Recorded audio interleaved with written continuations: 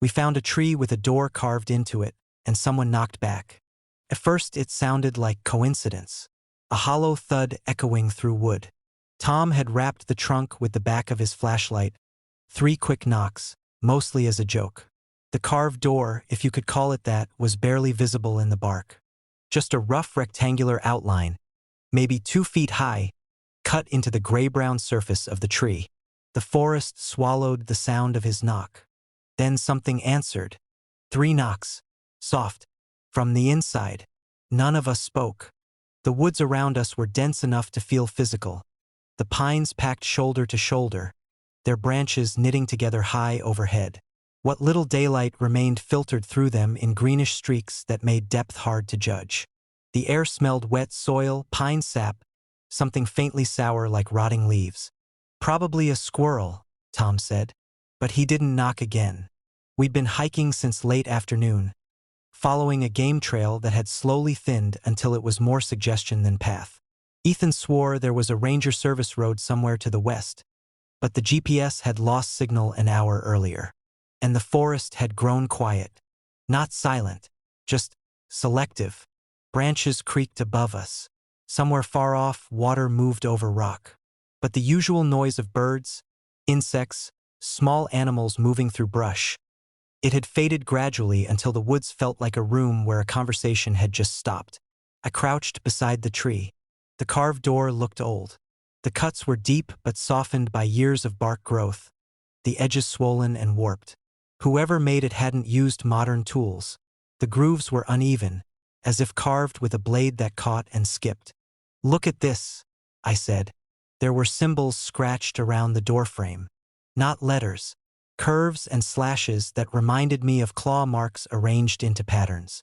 Ethan leaned closer. "That's weird." Tom shifted his weight uneasily.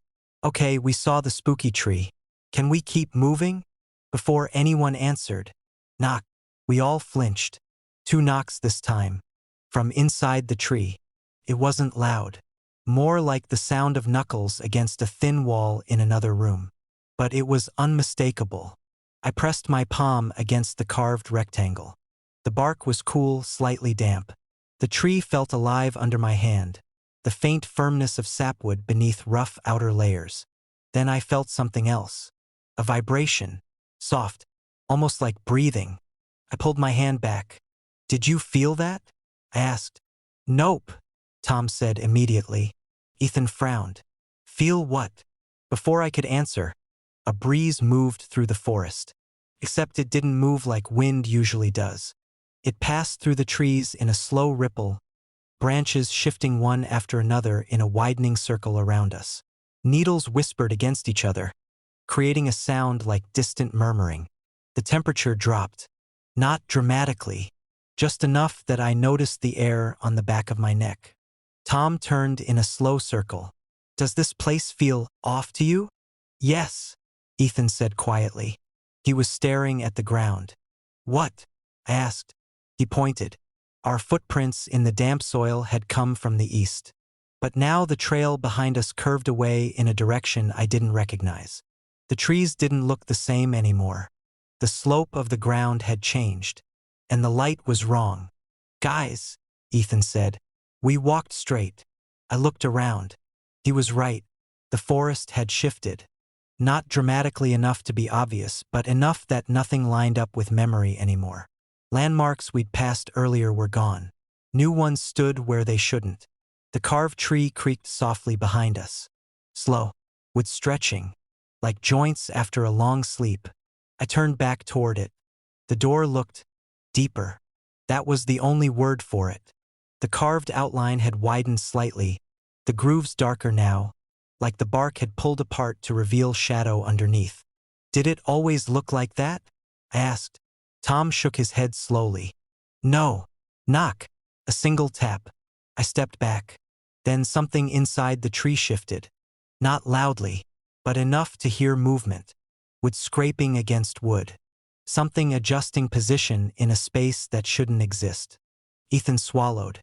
"There's no way a hollow that small could." Knock, knock, knock. Faster now. Eager.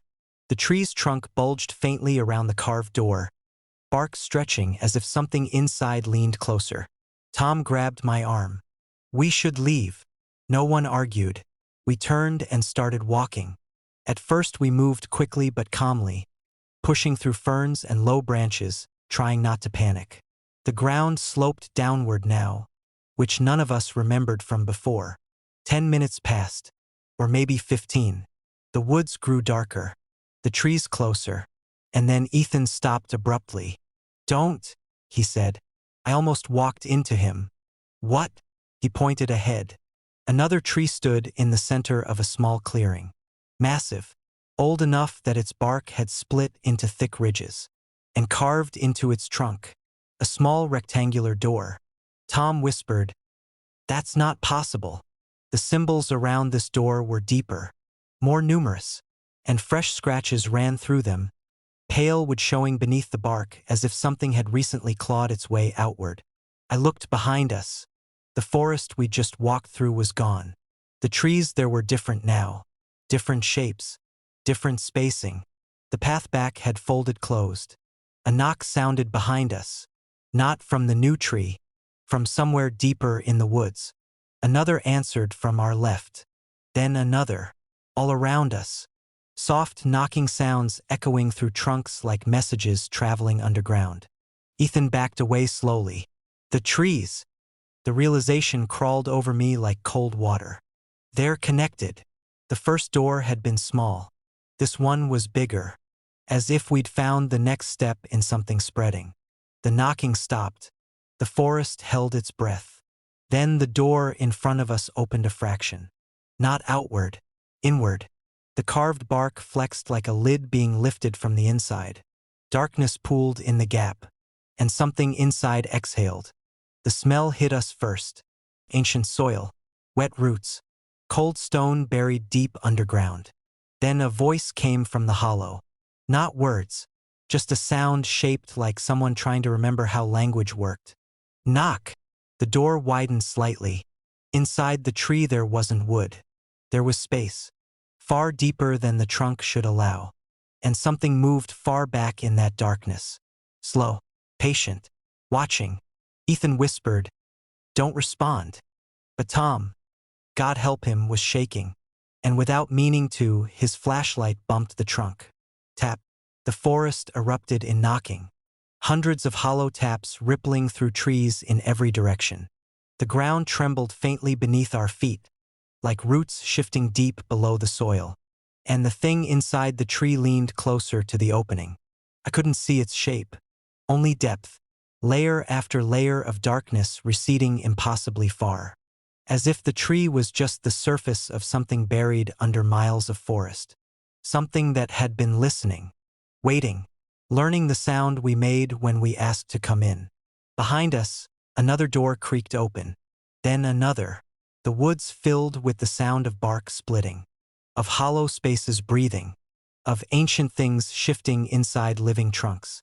And somewhere beneath it all, a slow, thoughtful knock, rising from deep underground, as if the forest itself had finally heard us, and was deciding whether to answer. The forest lights flickered like someone was turning the moon on and off. One moment the woods were silver, the next they were black, then silver again. Not clouds, not branches. The change was too sharp, too clean, like a switch flipping somewhere above the treeline. The moonlight spilled across the ground, vanished, returned, vanished again. Each shift happened with quiet, unnatural precision. I stopped walking. Behind me, Daniel nearly collided with my pack. "Why'd you?" The woods blinked. Dark, light, dark. Daniel's voice faded mid-sentence as he looked up through the branches. "What the hell is that?" The moon hung high over the ridge, round and bright, but it wasn't behaving like a moon should. The light stuttered across the forest floor in pulses, illuminating the trunks of the pines in stark flashes. When the light cut out, the darkness wasn't just absence. It felt thick, like something settling over the woods. "Clouds, maybe?" Daniel offered weakly. I shook my head. The sky above the canopy was clear.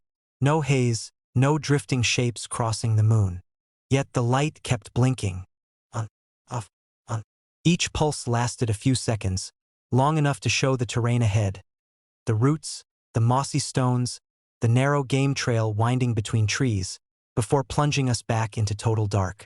We'd been hiking for 2 hours after sunset, trying to reach the old fire lookout before midnight. The trail had been obvious at first, worn and wide, but somewhere along the ridge it thinned into something less reliable. Now it looked different every time the moon flickered. "Tell me you see that too," Daniel said quietly. "I do." The forest lit again. This time the shadows seemed misplaced. A fallen log that had been to our right a moment ago now stretched across the path ahead. A boulder that I didn't remember seeing before crouched beside a tree like a hunched animal. Then darkness returned. When the light came back, the boulder was gone. Daniel exhaled slowly. "Okay." His breath fogged faintly in the cold air. "Okay," he repeated, like saying it twice might make it true. We kept walking. The flickering continued above us. On, off, on. The pulses weren't random. I started noticing patterns. The light stayed on longer each time we stopped moving, as if something above the forest was studying us. And when we walked again, the darkness came quicker. I didn't mention that to Daniel. The forest smelled damp and mineral-rich, the scent of wet soil rising from the ground with each step. Pine needles muffled our footsteps. Somewhere far off, water moved over stone in slow, steady murmurs. But the usual sounds of night wildlife were missing. No owls, no insects, just the wind brushing through the upper branches, and even that came in strange bursts that seemed to align with the flickering moon. Daniel's headlamp hung around his neck, switched off. Should we use lights? I thought about it. The darkness between moon pulses felt wrong, but the silver flashes still gave us enough visibility to navigate. "Let's wait," I said. Another flicker. The woods appeared again, frozen in pale light. Except now the trees looked taller. Not physically taller, just stretched somehow, their trunks elongated by shadows that ran in impossible directions. The ground between them seemed farther away than it should be, like the forest had subtly expanded. Then darkness swallowed everything. Daniel whispered, "Did the trees just move?" "No," but I wasn't convinced. We walked another 100 yards. Then the moon stayed on longer than before. The clearing ahead revealed itself slowly, a shallow depression where the trees grew thinner. At its center stood something I hadn't noticed during previous pulses. A tall wooden pole, weathered gray, about 20 feet high. At the top of it hung a round mirror. Not a decorative mirror. A large, circular disc of polished metal, angled toward the sky. Daniel stepped closer. "What is that?" I didn't answer immediately. The mirror reflected the moon perfectly, bright and white, like a second moon hanging lower over the clearing. Then the forest went dark. When the light returned, the mirror had shifted. Just slightly, the reflection of the moon slid across its surface like an eye adjusting its gaze. Daniel noticed it too. Did that thing just move?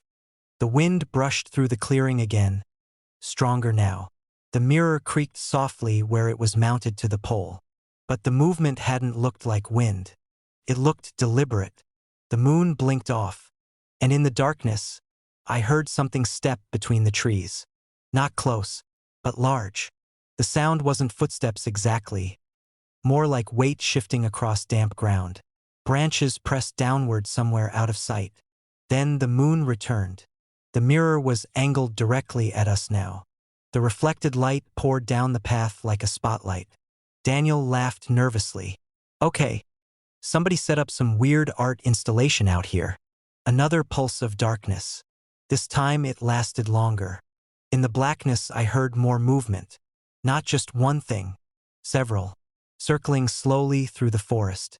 When the moonlight returned, the clearing looked different. More mirrors had appeared. 3 of them now mounted to separate poles around the clearing's edge. Each one reflected the moon at a different angle. Silver beams stretched through the forest like thin corridors of light. Daniel whispered, "Were those there before?" "No." A breeze swept through again. All three mirrors rotated at once. Not smoothly, in small, incremental jerks. The beams of moonlight shifted across the ground. One passed over us. And as the light touched my boots, the ground beneath me felt hollow. I stepped back quickly. The forest blinked dark. When the light returned, the beam had moved. But the ground where I'd stood still looked wrong. Like the soil there had sunk slightly, revealing something deeper underneath. A circular pattern. Like a lid. Daniel crouched beside it. "You see this?" I nodded. Thin lines radiated outward from the center, forming a shape too precise to be natural. Then the moon flickered again. In the darkness, something knocked beneath the ground. A dull, echoing thud. Daniel froze. The moon returned. The mirrors had turned again. Now all of them faced the same direction, deep into the forest behind us. Their reflections formed a single bright path leading into the trees. Another knock sounded below the soil, closer this time, followed by a scraping sound that vibrated faintly through the ground. Daniel stood slowly. "You hear that?" "Yes." The mirrors creaked again. The reflected moonlight shifted forward, sliding along the forest floor like a guiding beam. I realized something then. The mirrors weren't pointing at the moon anymore. They were tracking movement. Our movement, adjusting every time we stepped. Daniel noticed too. "They're following us." The forest blinked dark again. But this time, when the light returned, the moon in the sky was gone. Only the mirrors shone now, reflecting a pale glow from somewhere beyond the treeline. The clearing felt colder. The ground beneath the circular lid shuddered faintly. Daniel backed away. We should leave. But the beams of light had already moved ahead of us, illuminating a narrow corridor through the woods, as if showing us where to go. Behind us, something beneath the soil knocked again. The sound spread outward through the forest floor like a signal traveling root to root. And far off in the darkness, beyond the reach of the mirrors, another light blinked on. High above the trees, round, white, watching. The moon hadn't disappeared. It had just moved.